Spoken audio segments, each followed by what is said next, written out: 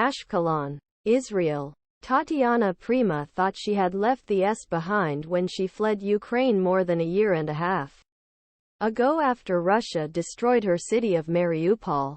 The 38-year-old man escaped with her injured husband and young daughter, bringing the family to safety in southern Israel.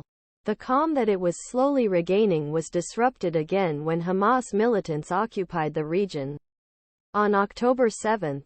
All these sounds of war that we hear now sometimes act as a trigger, reminding us of what we experienced in Mariupol, he said.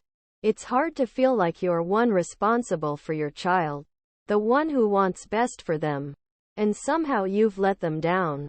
More than 45,000 Ukrainians have sought refuge in Israel since Russia invaded Ukraine in February 2022.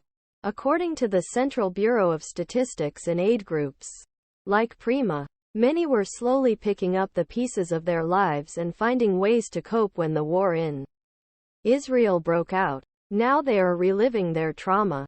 Some have left Israel, but many still refuse to flee the war. Many have lost their in-person support systems due to restrictions on gatherings. Some have lost hope of being reunited with the loved ones they left behind. On October 7, Prima was awakened by alarm sounds when Hamas militants attacked, killing nearly 1,200 people and taking 240 hostage. He describes it as deja vu and reminds him of the morning in Mariupol that changed his life forever. Mariupol was one of the hardest hit cities in Ukraine. People were surrounded for weeks as they scrambled for food, water and heat, were cut off from the world without telecommunications. In first weeks of war, Prima cooked outdoors, used snow for drinking water and sheltered with a dozen relatives on outskirts of city. He said, however, the ardment intensified and rockets fell around them. When her husband's hand flew off while he was getting water, she decided to leave. That day was a sign of descent into hell, she said. The family joined a convoy of cars fleeing the city, passing bodies as black ash fell from the airstrikes.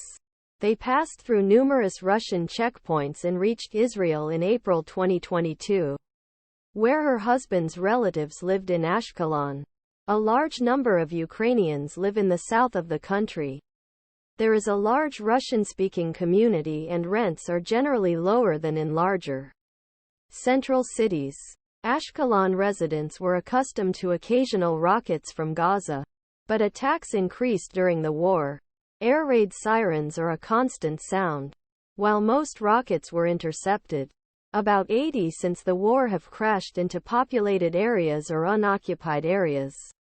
It accounts for nearly a third of all Hamas rocket incidents in Israel, according to the Armed Conflict Location and Incident Data Project.